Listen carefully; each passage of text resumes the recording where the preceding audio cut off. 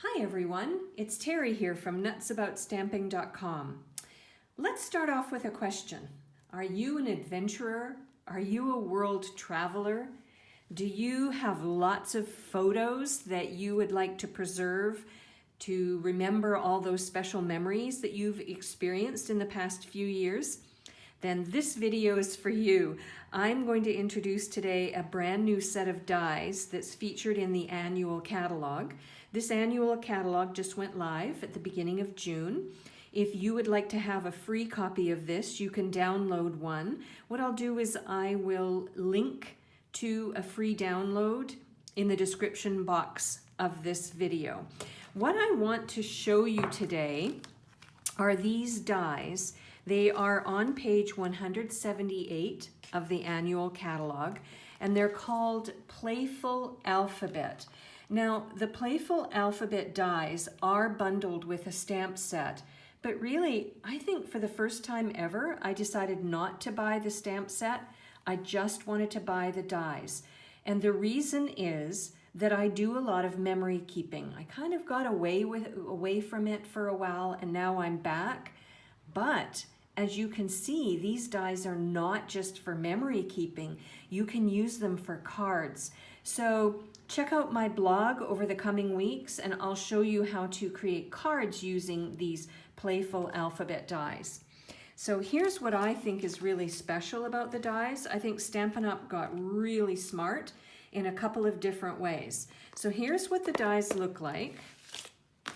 And you can see that when you remove some of them, the alphabet letter has been imprinted on the tape that holds them in place, so that when you finish using them, you know exactly where to put them back, and you know which ones might be missing from the pack. The other thing that I think is really special is that they're duplicates to these. So you get more than one A, E, I, L, N, O, P, R, S, and T. So I think that's really cool. So that if you want to die cut a word out and you need multiples of some of the letters, they're all ready to go. So it saves you time and trouble. So I'm going to use these dies today to create a scrapbook page. Now, if you are an adventurer like I'm an adventurer, you love to do some traveling as part of your adventure experiences. So I recently went on a trip to Norway. I had to do a business trip to Sweden, and after the business trip was done, I decided, since I was so close to Norway, I wanted to go and see Norway because I had never been there before, and actually I have ancestral history. Some of my ancestors came from Norway, and I still have relatives that live in Norway that I had never met. So I brought my son along. We love to travel together, and while we were in Norway, we decided to go on a fjord trip. And these are some of the pictures from our experience. And let me tell you, if you've never been on a fjord trip in Norway, it is a must-have because it is stunning. It was a very cold and windy day, but that didn't matter. So what I've done is I've decided that I'm going to layer my photos on some of the bumblebee, no it's not, it is cinnamon cider cardstock, and you'll see why in a second. So I'm going to start off by adhering my pictures to a mat.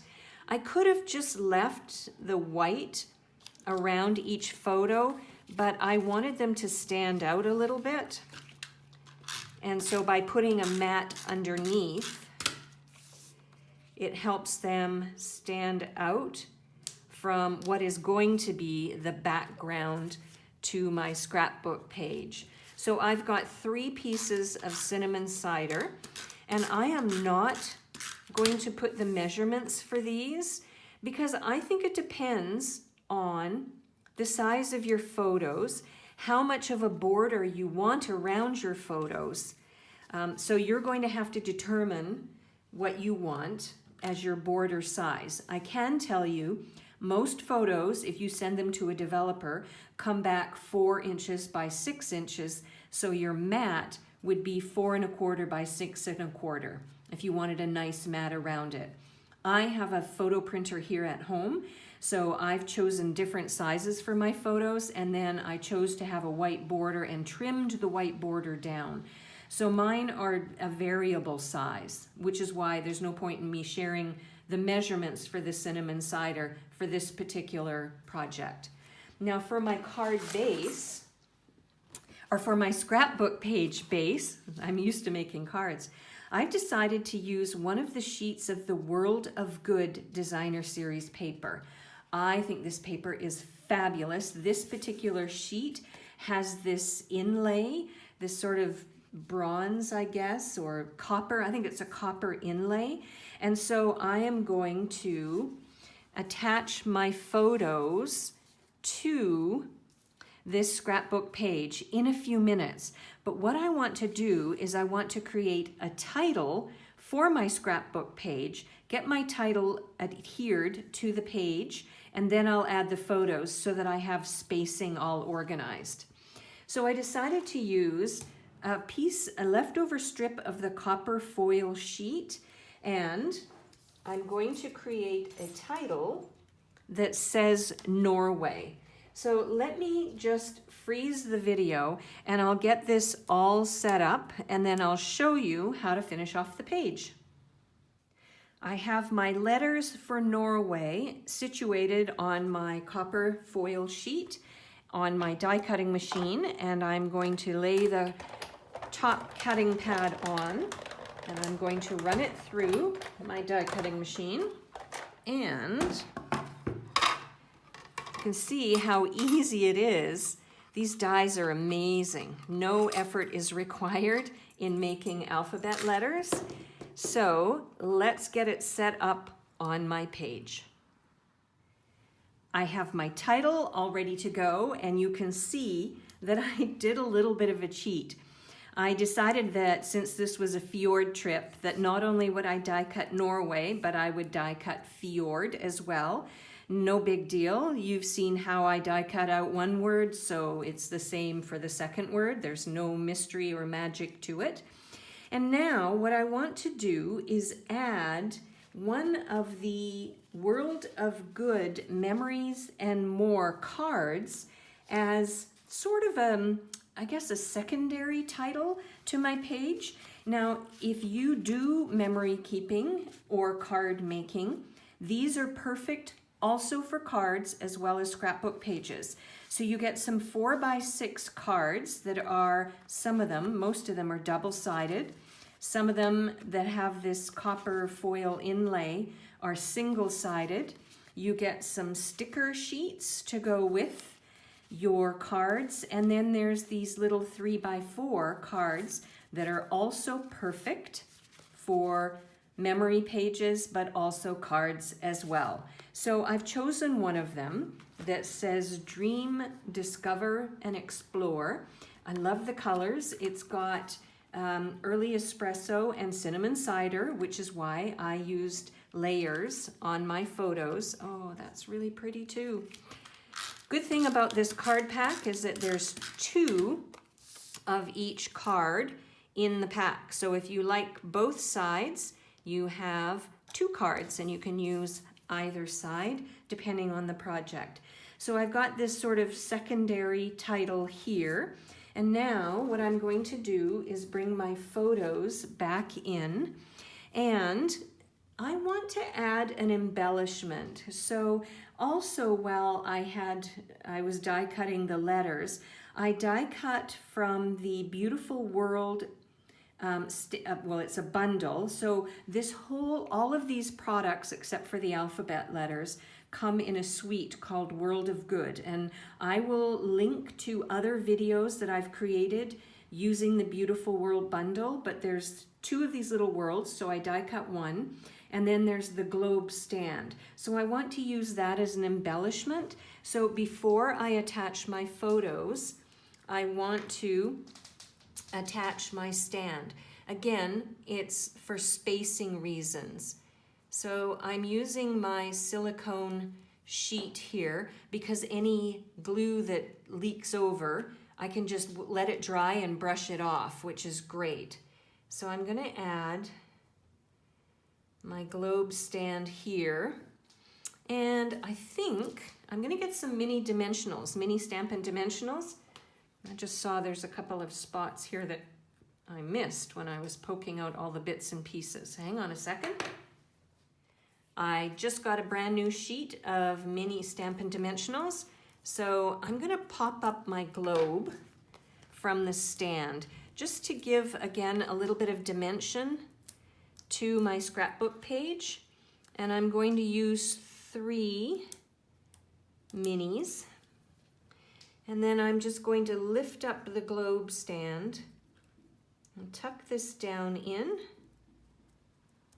like so. So it's coming along really nicely. Let me just lift it up so that you can see it better. So there's the globe and the stand, and I used a corresponding color that's in the Designer Series paper. I've got the card and I've got my title, and now let's add the photos. So now is the perfect time to look at spacing for my photos because I don't want to cover up my globe. So I think what I'll do is, I'm going to do a layout like that because I think this is by far the prettiest of the 3 pictures that I've taken. So I'm going to start with the bottom one. I'm going to add some snail adhesive. Well, we now sell Stampin' Seal, so I really like this in the center as well, but I don't think I'm going to be able to have it showing. So I put some snail on the second photo, and I'm going to put it, I think I want it sort of separate from,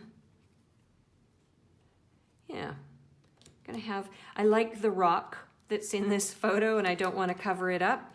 And then this one, I don't mind covering up the bottom photo.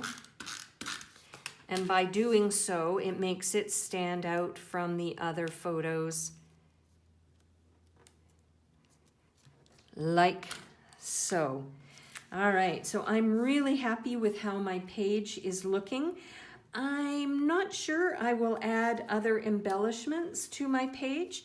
The purpose of this video really was to show you how to use the Playful Alphabet dies to create a title for your scrapbook page, but you can also use them again for cards. And I will be back soon to show you a card idea using the Playful Alphabet dies. If you would like the product numbers and a close-up photo of my finished scrapbook page, head on over to my blog, www.nutsaboutstamping.com. And while you're on my blog, you can also link to download a catalog for free. You can also link over to my online store if you want to place an order for these products. I'll also include the link to my online stores underneath this video. And you can also subscribe to my free newsletters. I send 2 newsletters a week with a project idea in each one that you won't see anywhere else. I'm Terry. I am Nuts About Stamping. I hope you'll create something playful today too. Bye for now.